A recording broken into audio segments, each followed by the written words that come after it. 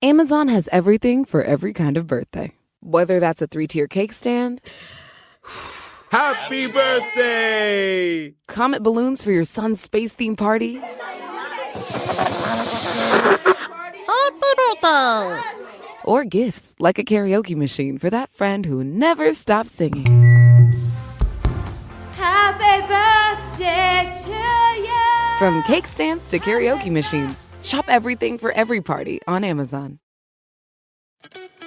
Hershey's milk chocolate with whole almonds makes for a wholly amazing, wholly delicious experience that's, well, wholly Hershey's. Everyone should get to experience the satisfying surprise of a whole almond tucked inside creamy Hershey's chocolate. So don't wait your whole life to try Hershey's milk chocolate with whole almonds. And if you've already had it, then chances are you're already a lifelong fan of this confectionery delight. Find Hershey's milk chocolate with whole almonds wherever candy is sold. Craftsman Days are here at Lowe's with big savings on the tools you need. Save $100 on the Craftsman V20 6-tool Power Tool Combo Kit, now at $199. No matter what the project is, Craftsman's high-quality, high-performance products empower you to build on. Stop by your nearest Lowe's store and check out the full line of Craftsman tools today. Valid through 6/18 while supplies last. Selection varies by location. McCrispy strips are now at McDonald's. Tender, juicy, and its own sauce. Would you look at that? Well, you can't see it, but trust me, it looks delicious. New McCrispy strips, now at McDonald's. Ba-da-ba-ba-ba. Hi, I'm Richard Karn, and you may have seen me on TV talking about the world's #1 expandable garden hose. Well, the brand new Pocket Hose Copperhead with Pocket Pivot is here, and it's a total game changer. Old-fashioned hoses get kinks and creases at the spigot, but the Copperhead's Pocket Pivot swivels 360 degrees for full water flow and freedom to water with ease all around your home. When you're all done, this rust-proof anti-burst hose shrinks back down to pocket size for effortless handling and tidy storage. Plus, your super light and ultra-durable Pocket Hose Copperhead is backed with a 10-year warranty. What could be better than that? I'll tell you what, an exciting radio-exclusive offer just for you. For a limited time, you can get a free Pocket Pivot and their 10-pattern sprayer with the purchase of any size Copperhead hose. Just text WATER to 64,000. That's WATER to 64,000 for your 2 free gifts with purchase. WATER to 64,000. By texting 64,000, you agree to receive recurring automated marketing messages from Pocket Hose. Message and data rates may apply. No purchase required. Terms apply. Available at pockethose.com/terms. You're listening to the Archaeology Podcast Network. You have my sword. And you have my bow. And my trowel. Hello, you're listening to episode 46 of And My Trowel, where we look at the fantastic side of archaeology and the archaeological side of fantasy. I'm Tilly. And I'm Ash. And this is the second part of our discussion with Dr. Megan Kasten, chatting all about rock art and photogrammetry. So let's just very quickly remind ourselves of where we were before we had to stop to catch all of our carrier pigeons last time. So it seems that since our last time working with the Bazkardum Society, they have started to look into a revitalization project and have actually begun to dig back into Moria. Whether this is a good idea is another question. Whatever, it's not our problem. During one of their missions, they found another great gate to the south, leading out into the great southern abyss, and they want us to record it. So we already completed our literature review, which you can listen into last episode 45, but now we need to find out exactly what to expect and what we need to record these doors properly. Exactly. So we need to figure out how to record rock carvings. And also we need to think about if there's any new carvings that appear and what to do then. True. And we all know, of course, that Sindarin is very well recorded because, of course, it's one of the 2 major languages spoken by the elves. But, what if there's other languages or motifs that pop up that aren't very well known? Exactly. Yeah, also something to do. So I guess the first question is, we spoke a little bit about rock carvings last time, and we spoke a little bit about the difference between rock carvings and rock art, but what is the actual, I'm assuming one's carved, one's painted? Is it as simple as that, or are there? I think rock art, right? I think that one encompasses all of it, right? So paint and carving and block and all these things.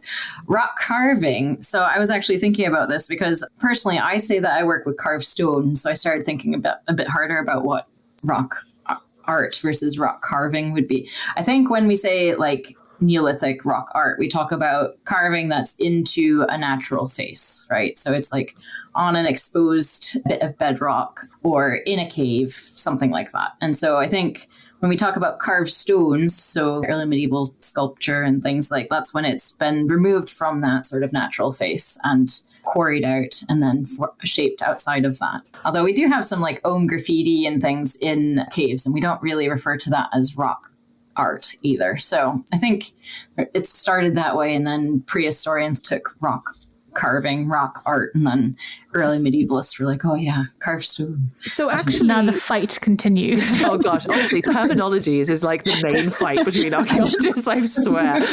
But does that mean that technically then the Door of Durin is actually rock art, not rock carving, because it's in the rock face? I would argue it's even an inscription rather than rock art. What's an inscription? Yeah, what is an inscription? Yeah, when it's like a language, then I tend to call it an inscription. I don't really refer to it as rock art, although you sometimes do get things where there's an inscription and there's symbols or motifs next to it. A lot of the picture stones are a bit like that. But yeah, so I would still call it carved stones, but no, it doesn't really matter. But if anyone listening has a good idea for how we can, what terminology we can use, please do send in your suggestions, because the more the merrier apparently in the world of archaeology. I don't think that is true. I think we'll fight to the death over things. It will be though. But that's what I mean. Like, I feel like there's I do microware analysis is my specialism, but just microware analysis. You have microware, you have useware, you have microscopic traces of manufacture and use, you have traceology. There's so many different ways to just describe the same thing.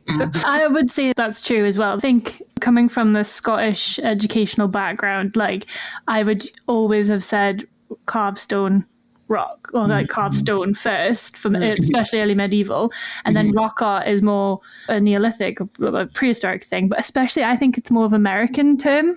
It could be, yeah. Yeah, to encompass kind of petroglyphs as well and all that kind of stuff. So yeah, it's very interesting when we all fight to the death. Also, if anyone's interested in learning more about especially American rock art, there's the Rock Art podcast on the APN, which has a lot of very interesting episodes about different kinds of rock art. Do go and check that out. I think they also talk about it more on that one about what is rock art, what is rock carving, and yeah. Well, I haven't butchered it then, but talk about butcher marks, and then no. Hey, that's my forte. But do we use traceology or microware analysis? Okay, so we've talked a bit about like how rock art has developed over time. Right, we talked about the prehistoric rock art going into kind of early medieval carved stone quarrying and versus natural rock faces. So what is a commonly used technique to look at these carvings? The eyes. No. Yeah. Your eyes first. Use your bloody eyes. And then you put a camera in front of your eyes, and then you use that. The way I look at them, so I do look at them with my eyes first generally. But then I tend to use, so 3D scanning is kind of a big umbrella term. Obviously, lasers are what people usually think of, but there are other things like structured light scanning, which essentially it's a specialized sort of handheld thing usually, although sometimes they're not handheld. Anyway, but it projects a known pattern of light. The software knows what to look for, and then it uses cameras and other sensors and things to detect distortions in that known pattern as it's projected on an object. And so it mathematically subtracts it, and it's all right, that's what the geometry looks like. There's also photogrammetry, which is what I use, structure from motion photogrammetry specifically, which means that you move around the object and take lots of photos. And you make sure that they overlap by about 50, 60%. And the software can then look at the photos and be like, all right, I can work out that little bit is the same as that little bit in that picture. And it can create the geometry from that. A bit like those, you guys probably know about these. I explain this in undergrad lectures sometimes, and it's gotten to the point where sometimes they don't know what I'm talking about, but where you have the two different the pictures that have been taken from slightly different angles, and you put them in the little viewer thing, and then you can see in 3D. I can't remember what they're actually called, but so it's getting to the point where the undergrads don't know what I'm talking about. I feel like photogrammetry is what I'm unintentionally doing when I visit any kind of site or anything. When you come home, you're like, wow, we went to Disneyland, and I think I took about 100 pictures just of the Disneyland castle, which I'm like, why, Matilda? Why why. But apparently, maybe subconsciously, I was like, maybe I might need to do some photography. 3D. Yeah. Exactly. So there's actually a project I'm familiar with that it's called Raycree, and they were able to use people's holiday snaps of heritage that had been destroyed to reconstruct bits. Usually, oddly enough, people tend to take a lot of the same pictures when they go to visit the place. But a lot of the cases, they were able to reconstruct things that had been destroyed in Iraq and Syria and things like that. So that's it's amazing. quite interesting. Recreate. And see, that is a good acronym. Recreate Project. Yeah, I might have been mispronounced. It's REKREI. Yeah. I'd say recreate. That's quite But cool. it sounds like recreate, which is that. Yeah. Right. They should be pronouncing it that way. If they're not, then they're wrong. And then, so the 3D models, you can then take the color off, essentially, because it turns out that's actually quite distracting for our mortal eyes. And it can actually create the geometry of the underlying pattern. So sometimes that helps clarify what is going on, basically, what was carved initially. And is there a reason that you don't do, what are the pros of doing sort of photography or sort of the 3D imaging compared to, I don't know, taking like casts of the rock carving molds or something like that? Yeah, you can think of casts as basically an early form of 3D modeling. If you basically, it kind of results in the same thing. But casts, obviously, you're putting something onto the stone, and so photogrammetry, there's no contact. Sometimes stones have a bunch of lichen and stuff on them, and so that's not ideal when you're putting plaster on it. And photogrammetry, it gets annoying, but you can at least trim it back if you really need to. Get a wire brush on there, you'll clean it up in no time. Oh, God. Oh, damn. It hurt my soul. But then for really small incisions and things, I promised that I would explain what reflectance transformation imaging was. Of course, RTI called that. So it's actually like a 2.5 dimension sort of technique. Basically, the reason I use it quite a lot is because often is quite scratched on to things. And sometimes the 3D software ignores it a little bit. It's that thin for some of the objects. But RTI is you take the camera and you put it on a tripod and you pick one position of the monument or artifact. Generally, it's better if it's flat, which makes it a bit annoying for the monuments. But essentially, you put a little reflective ball right next to it, so like a billiard ball. That has to be preferably black or red. And you take lots of pictures from that same position, but then you change the lighting position in each of the photographs. Oh. And so then the software looks at each photo and it's, okay, that pixel is reacting like this when it looks at the reflective ball. And it says, okay, the light is coming from there. And so that's how that pixel of that photograph reacts to light. And so I end up taking too many pictures with this. So I end up with 60. Sometimes you can get away with 40 usually. But then some people have like actual domes where they like light up specific bulbs in the dome. That's my work requires a bit more portability. I was going to say that would be a nightmare to get out of a van. Yeah. But also I can just imagine you walking around with a pack of billiard balls and a camera and your tripod, like nothing to see here. We could use the Palantir, maybe. Oh, yes. Multiple. It could act as the camera and the reflective thingy. Although that probably wouldn't work because then you need to be able to see the reflection. Yeah. Never mind. Okay. Because surely, what more can that see than your eyes? Like I'm thinking, you mentioned last episode, for example, of the Dark Door, and you were saying, this would be a great one for RTI. But if we can't see it while moving around with light with our eyes, how would a camera? So RTI, it has, you know how there are some settings on Photoshop that you can, I don't know if it exists in this universe, but let's say it does. It does. You just made it up. There are like ways that you can basically change how the photos look, so you can make it so that it looks like a bit of stone is actually like a glossy bit of metal. And so the scratches and things can actually come out a lot easier when you change the light position.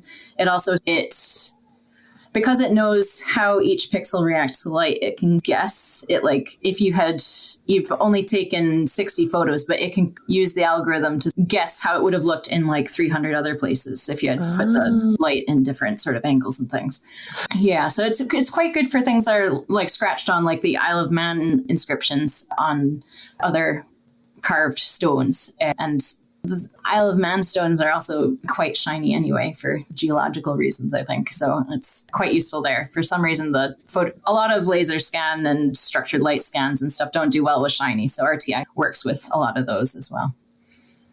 That's fascinating. And witchcraft, like. Yeah. Yeah. It's really, yeah. It's basically witchcraft. Photoshop How do is people witchcraft. figure this There we out? go. I would just, yeah. It boggles my mind. It truly does. And so these help. Why do we do it, ultimately? To learn more information, to preserve them? Why do we do this? A little bit of both, I'd say. Mm-hmm. It depends on who's doing it and why. So some people are more interested in sort of preservation, and so they might think about, what's the most accurate thing I can use? And then we don't have to create another 3D model of it again. And some of us are more like, I'll make a great one now, and then people in the future can create a new data set if they want, and then they can look back at it and be like, okay, so that's changed. Maybe we have to change how it's situated because this is weathering a bit, things like that. Yeah. So in terms of preservation, it's useful that way. And for studying the rock carvings, it's quite useful. Like I mentioned, removing the color actually makes it a lot easier to work out, what bit is actually carved and that's just a dark patch of lichen that's thrown things off. You can't really go through the lichen, unfortunately, but it makes it really obvious when it is a patch of lichen because it shows up like that. But yeah, essentially it makes it a lot easier to read is the best way to describe that. That's good. I'll accept that. Yeah, as an illustrator, you can add like shaders and things, and you can put it into software and change the light on it and things like that. And so you can be like, oh, is that a little ohm stroke or is that just a nick that's been taken out of it? You get a sense of the texture of it, but without the extra color and things. Tell you, Megan, why don't rock carvings ever gossip? Why don't rock carvings ever gossip? Because they prefer to keep things etched in stone. Ash, roll for performance. Oh, okay.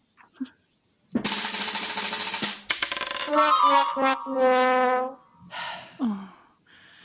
Okay, so that was an absolutely rubbish joke. We'll take a break while I recover from the embarrassment. Hershey's milk chocolate with whole almonds makes for a wholly amazing, wholly delicious experience that's, well, wholly Hershey's. Everyone's to get to experience the satisfying surprise of a whole almond tucked inside creamy Hershey's chocolate. So don't wait your whole life to try Hershey's milk chocolate with whole almonds. And if you've already had it, then chances are you're already a lifelong fan of this confectionery delight. Find Hershey's milk chocolate with whole almonds wherever candy is sold.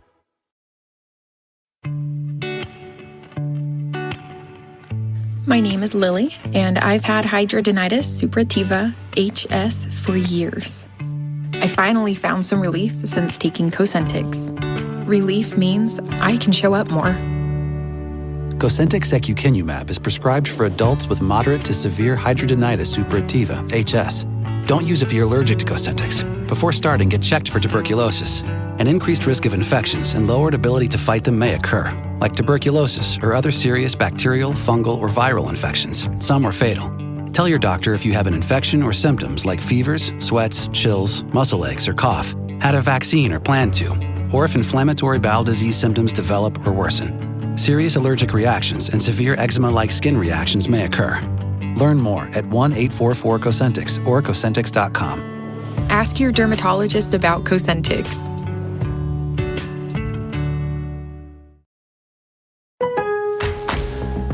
Craftsman Days are here at Lowe's with big savings on the tools you need. Right now, get a free select tool when you buy the Craftsman V20 2-pack battery kit.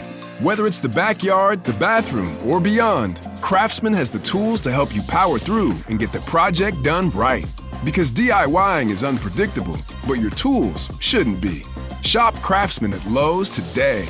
Valid through 6/18 while supplies last. Selection varies by location.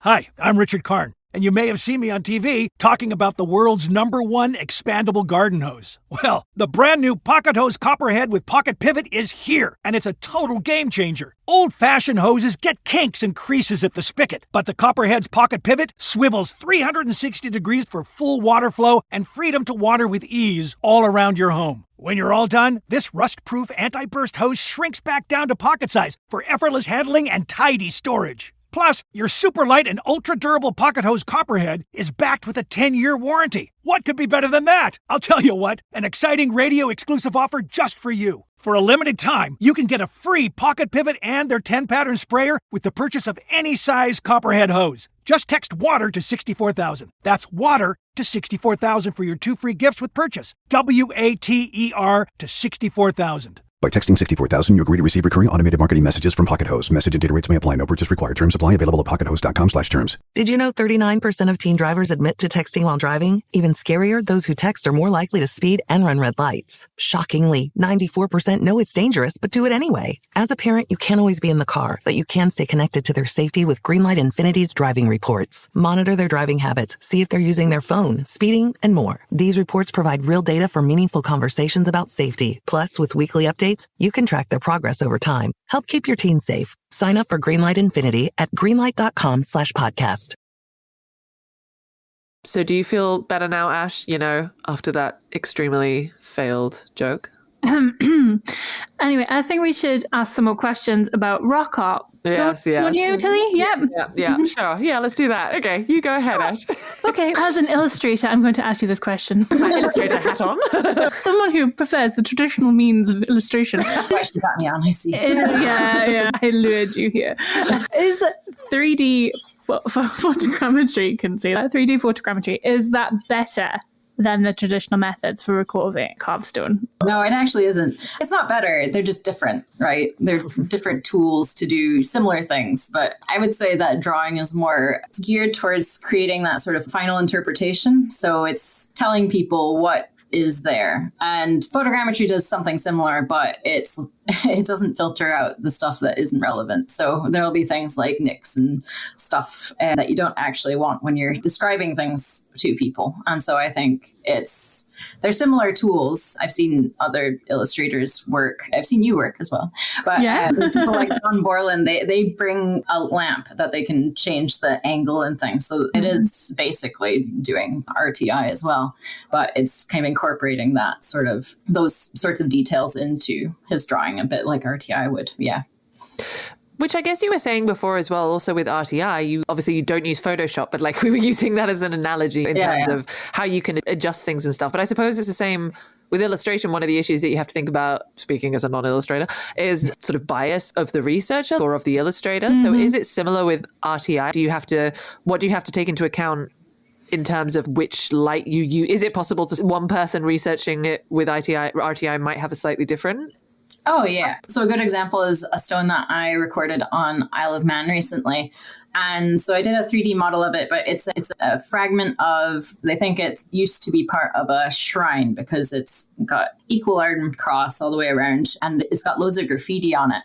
And so we were interested in the ohm specifically, which was in one little area. And because it was such a finely carved thing, I had to use the macro lens on it. And so obviously I'm not going to use the macro lens to capture the whole thing. It's just focusing on that little bit of that stone. Mm-hmm. So that biases it in one way. And then I did another RTI of the whole stone, but using not a macro lens, so like a fixed 50 millimeter lens.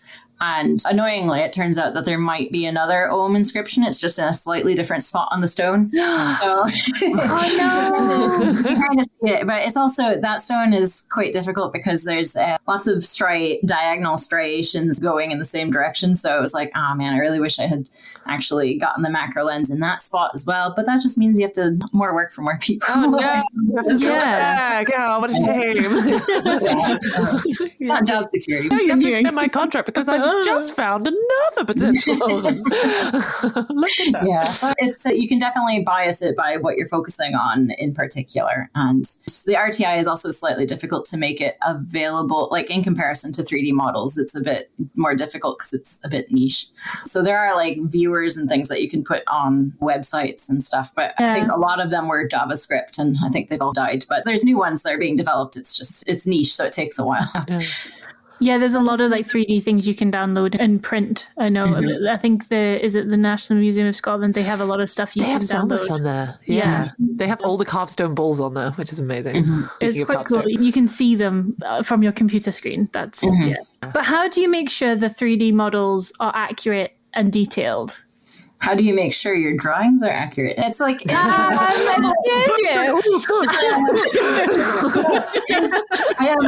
is honestly, it depends what yardstick you're wanting to use. So what is the purpose of the 3D model? Is it, because I've been teaching at Glasgow School of Art as well for their Heritage Visualization Masters. And it is like, are you going to put, let's say, the Govan sarcophagus into a church? How accurate does that need to be if it's going to be in color and you just use the texture? It doesn't need to be super accurate for that sort of thing, unless you're someone like me who's wanting to take measurements from the grooves and try and work out if there were multiple carvers. It depends on what you're needing it for. But these different softwares, they'll have their own kind of internal metrics. As long as you have scale bars in the images, then it can be like, oh, this is accurate within 0.5 millimeter or whatever. But it depends how much.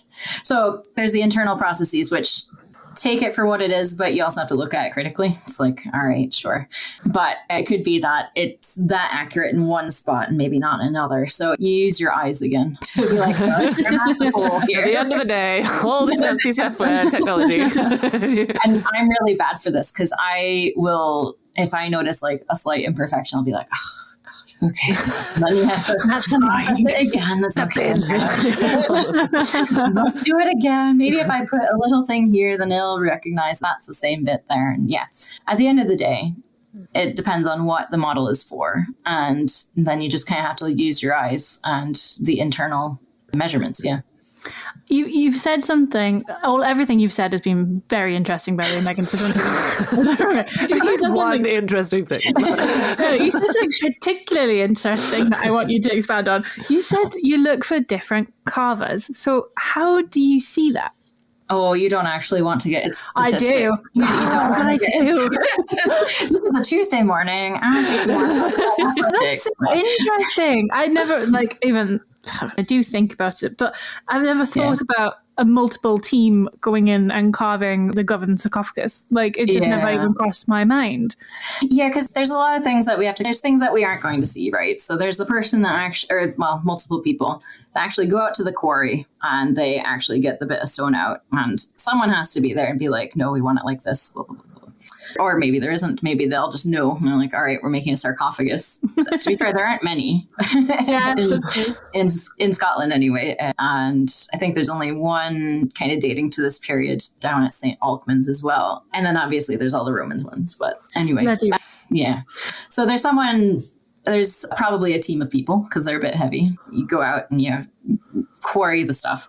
So there's that sort of unseen element. But then there's an approach developed by Lila Kistler-Alfelt, and she applied it to runestones. I guess her PhD supervisor technically came up with it, and then she brought it forward after he passed. And so she tried it out on recently carved runestones, and she was able to, with 80-something% accuracy, predict which bit of the stone had been carved by master and his apprentice out of the same stone. Oh, see, I eat that shit up for breakfast. That's goodness. If we could do the amount of debate and discussion around like identifying crafters in the archaeological record for so many other things, if this could be expanded.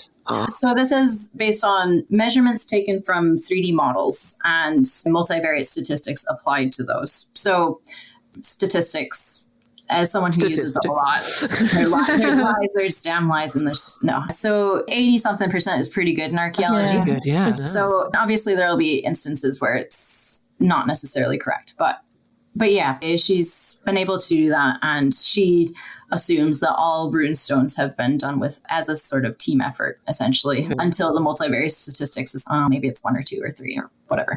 But we do have rune stones that are nicely labeled as the Fought group or whatever. So they like sign things. So that was handy. That's useful. Yeah. This was made by Ted, Harry, and Bob. They'll have, I think it's essentially carving teams, basically. And so there might be like one head carver, and then she's found that sometimes there's one person from the fault group that will carve on another team sometimes, which is really interesting. I don't know if we'll get to that point, but that would be cool though. Yeah, it would be quite nice. Be like, this is Bob's carving style. Oh, this is so Bob. Yeah, you get to know people through their styles, which Right? is That'd be really very cool. interesting. And speaking, so Ash had put her illustrator hat on. I'm going to put my material culture studies specialist hat on because, I like looking at manufacturing traces and newspaper traces and things. I assume if you're able to identify potential carvers, I assume you're also able to identify how the carvings were made and like maybe even with what kind of tools and things like that? I haven't gotten into it quite that level. I think there is potential for it, but essentially the measurements are, you tell it what part of the groove you want to look at. There's like specialized software that is not cheap that essentially takes measurements going straight down from this line that you draw on the groove. And then from that, we can export the measurements. And then Lila's developed a lovely spreadsheet that you put in the numbers and it just creates these 10 variables. And we don't want to get into how you calculate those, but essentially 5 of them relate to magic. With magic. Things happen. Witchcraft. 5 of them relate to the hit interval, basically how the different... How many times you hit your head on the computer while you're trying to... how many sort of chisel marks it can discern, essentially. And then the other 5 relate to the cross section, so the depth and the angle and things like that. And so you could feasibly do that. I think it would be quite difficult to pick out, like presumably you don't just carve a thing straight away in one go. So it does get a bit difficult when you go over it. Presumably they tidy it up with another set of chisels. Sometimes, not always. The Govan stuff, I don't know that they actually did that with some of them. But you should, you should be able to see that as well. Oh, I'm so excited now. I need to write a research proposal. It's loads of fun. It's a bit soul destroying in the process, but it's fun. Isn't everything? I think that's archaeology. It's soul destroying but fun. Soul destroying but a bit of fun. Yeah. I was reassured by Lila that it takes her 10 minutes to take a sample off of one groove, so that's handy because I was definitely taking something similar. But so then you have those samples and the variables, and then you're able to use multivariate statistics depending on how things go. So a discriminant analysis and things like that to be like, okay, if I were to say that these 5 clusters are a group, how likely is that? And the downside with statistics is that if you're looking for one, if this thing was carved by one person, it's probably not going to be able to say that with 100. Like statistics looks for difference. Yeah. So it might say, oh, these 2 clusters, and it's probably actually just one person. Yeah. So I'm sorry if you're getting into statistics. It's fine. Learning about magic and witchcraft is always fun. How about we start looking at our scenario then? Yes. We've got a lot of information that we can go through. So how are we going to tackle this door? Yeah. So I guess, first question is, what technique do we use? We've mentioned a couple of different ones. Mm-hmm. First of all, the Door of Durin, I'm assuming it is carved indeed. Like it's etched. Once it appears, it appears as etched into stone and not just lines. It does glow a bit, which might affect the photogrammetry, but we can give it a go anyway. But although it doesn't, it only glows. It glows when it's active, but then maybe it dies down a bit once it's there, and it's just. So we'll have to make sure that no one's saying the magic words essentially when we're no melon here and there. No. Yeah. Okay, but so do you think photogrammetry would potentially work on a sort of flat door still? Yeah, I would say so. Even though it's a flat door, like the carvings are not flat, and it's worth doing. And I think it's worth capturing the surrounds of it as well. And then we can look at how it's been inset into that rock face. Okay. Yeah. So what do we need then? What should we prepare for? What should we keep in mind when we're doing the analysis? What kinds of things should we watch out for? Yes, we'll use, I guess it depends how faint a lot of the letters are, but we'll start with your standard fixed lens, a 50 millimeter lens on a camera, and we'll take lots of overlapping photographs. And we might give it a test run in the software just to see how it turns out. And if there's really light stuff, then we can talk about using a macro lens in that kind of area, maybe an RTI sort of session, maybe as long as it stops glowing, that's fine. And we'll see what we turn out with. Yeah. Okay, great. So we have our equipment. How about the team? So we've got the two of us standing by taking notes. We've got you on because we're useless at this point. Because we're useless at everything else. I'll try and draw it. You can draw it. There you Yeah. go. I'll try and develop my manufacturing technique analysis. But who else would you recommend we get? What kind of person do you think we should get on the team? We'll need a linguist because I can't read it. Linguist on it. Got And Okay. we'll need, what else? We do know that the linguist would have to have Elfish or Sindarin. Yeah.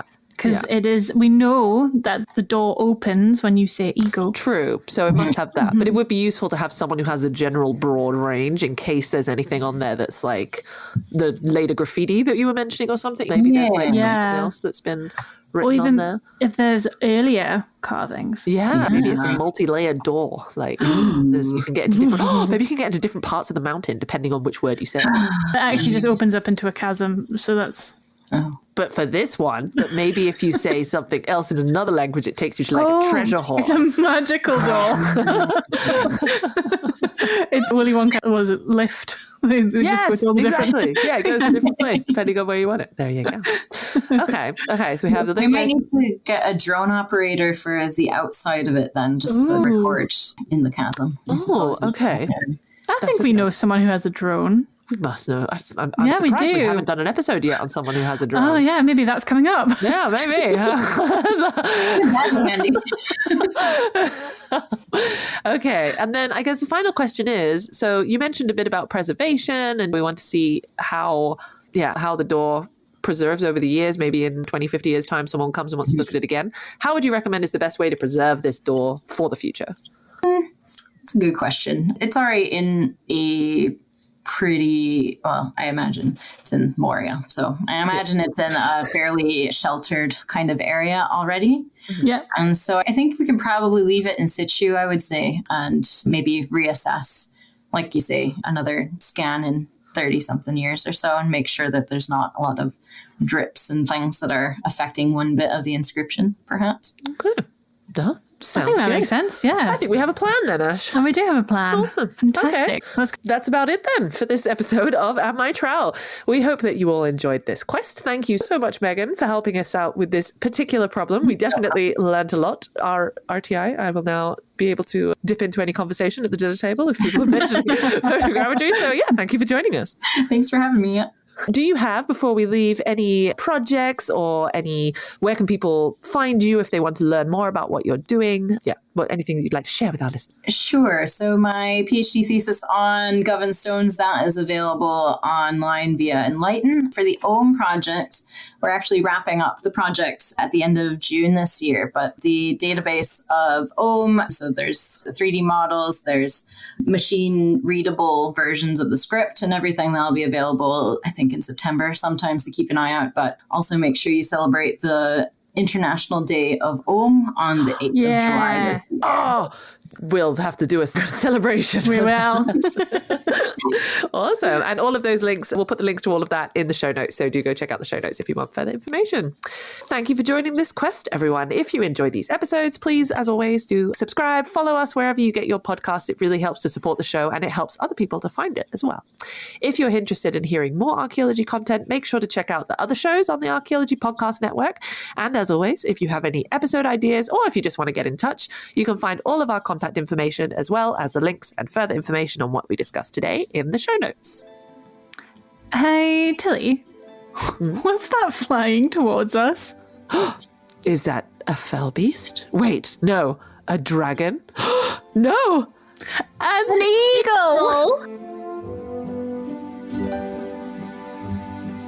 The Archaeology Podcast Network is 10 years old this year. Our executive producer is Ashley Airy, our social media coordinator is Matilda Siebrecht, and our chief editor is Rachel Roden. The Archaeology Podcast Network was co-founded by Chris Webster and Tristan Boyle in 2014 and is part of Cultural Media and DigTech LLC. This has been a presentation of the Archaeology Podcast Network. Visit us on the web for show notes and other podcasts at www.archpodnet.com. Contact us at chris@archaeologypodcastnetwork.com. Did you know that parents rank financial literacy as the #1 most difficult life skill to teach? Meet Greenlight, the debit card and money app for families. With Greenlight, you can set up chores, automate allowance, and keep an eye on your kids' spending with real-time notifications. Kids learn to earn, save, and spend wisely, and parents can rest easy knowing their kids are learning about money with guardrails in place. Sign up for Greenlight today at greenlight.com/podcast.